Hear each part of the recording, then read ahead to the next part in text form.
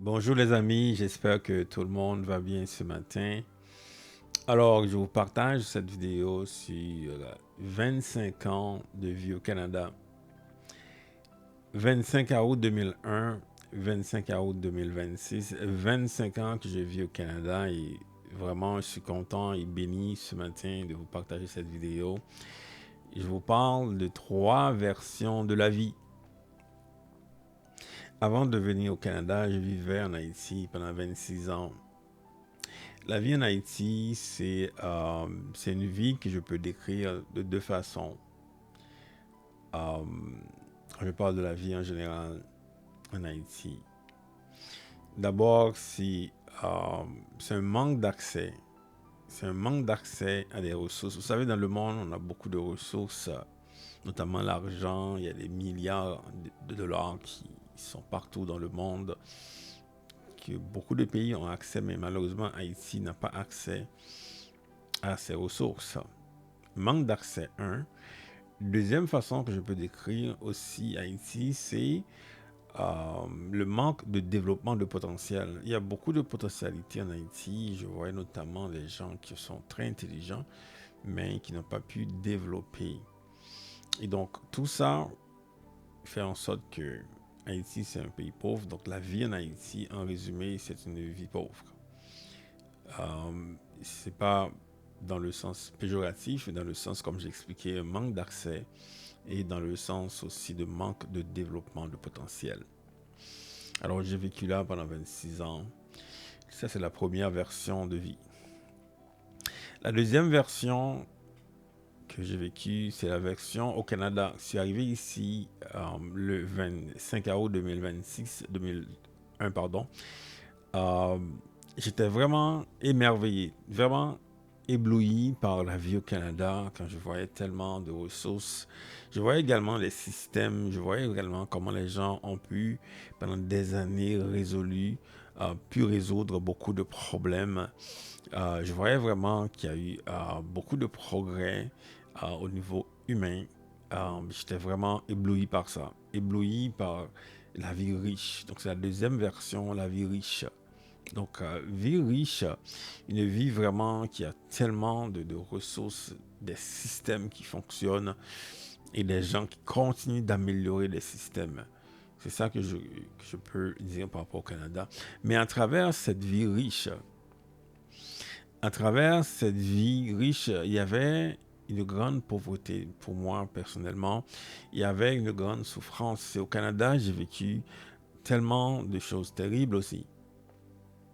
Alors, des mauvaises expériences que j'ai vécues au Canada, malgré mes compétences, malgré les efforts que j'ai faits dans ma vie, euh, j'étais malheureux dans un sens où je n'étais pas heureux de ma vie parce que je voyais que ce que je faisais, c'était vraiment de payer des factures. Évidemment, il faut payer les factures, mais quand tu fais seulement ça, hein, j'étais un peu au bord de la dépression parce que je me disais, waouh, je me disais, je fais beaucoup d'efforts dans ma vie et maintenant ma vie est résumée à juste payer des factures. Ça a créé vraiment pour moi un sentiment d'échec, un sentiment que qu'est-ce que j'ai fait de ma vie. Alors qu'en Haïti, j'étais pauvre, moins d'accès, donc moins de choses. J'étais heureux. Ici au Canada, j'ai accès à tellement de choses. J'avais la maison, les enfants, la famille, le travail, des voitures. J'étais presque au bord de la dépression. Et encore une fois, les amis, je suis un homme qui aime beaucoup améliorer la vie. J'ai toujours aimé la vie. J'ai toujours voulu faire bien. J'ai toujours voulu vivre une bonne vie. Et j'ai commencé à me questionner. Mais qu'est-ce que je fais de cette vie? C'est quoi que je dois faire?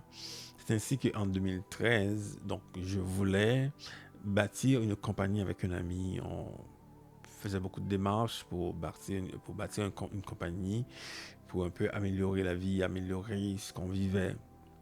C'est ainsi que, évidemment, je suis un homme de foi et j'avais toujours la foi en Dieu. Je priais Dieu par rapport à la compagnie, le projet que j'avais. C'est ainsi que le 7 septembre 2014, le Seigneur s'est révélé à moi. Je dis souvent, c'est la deuxième révélation du Seigneur à moi, mais vraiment, le 7 septembre 2014, Jésus-Christ est venu. Il s'est révélé à moi. Ça a totalement changé ma vie. Ça a totalement changé ma vie, les amis. Et c'est là maintenant, je parle de la troisième version de la vie.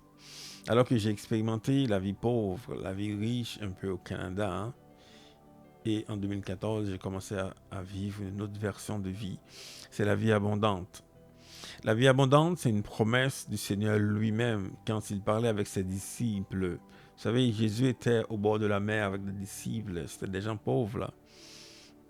Il parlait de quelque chose que personne ne parlait avant. Il parlait de la vie abondante. Il a dit dans Jean 10, verset 10, qu'il est venu afin que ses brebis aient la vie et qu'elle l'ait en abondance. J'étais vraiment ébloui, j'étais vraiment dans la joie de ce texte, ce passage biblique. Il dit, Seigneur, j'aimerais vivre cette vie abondante. J'aimerais recevoir cette vie abondante. J'étais comme cette femme samaritaine au bord du puits qui voyait Jésus. Que Jésus lui disait que je sais que tu viens ici pour boire de l'eau, mais je peux te donner une eau vive qui coule, qui va couler en toi pour l'éternité. Et cette femme disait à Jésus, mais donne-moi cette eau. J'étais comme cette femme adultère, littéralement, comme cette femme adultère qui cherchait quelque chose. Donc Jésus m'a donné cette vie abondante, cette eau vive, une vie puissante, une vie glorieuse. Ça coule en moi. Cette eau vive qui coule pour l'éternité. Et c'est la troisième version de la vie, les amis.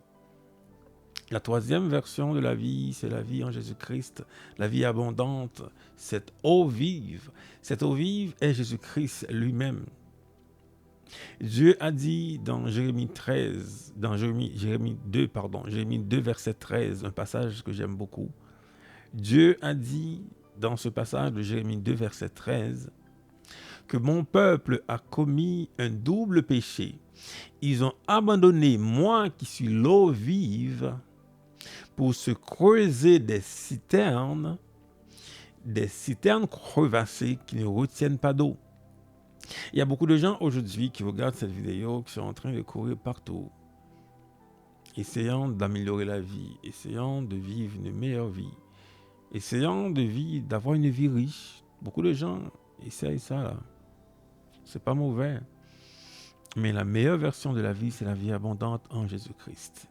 Cette eau vive qui coule en toi. C'est puissant, c'est glorieux.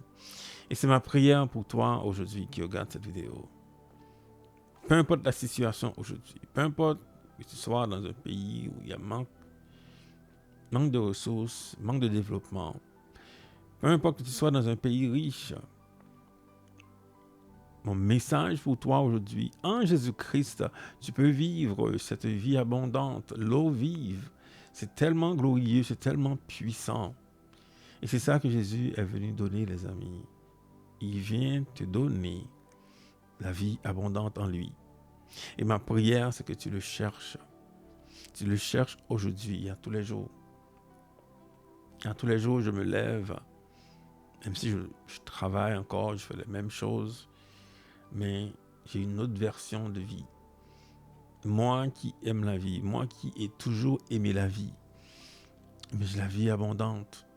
Et c'est ça, les amis, qui nous pousse, c'est ça qui fait en sorte que peu importe les circonstances de la vie, peu importe les conditions externes, nous continuons à vivre, nous continuons à aimer, nous continuons à faire du bien, parce que nous avons quelque chose qui est puissant, la vie qui transcende tout.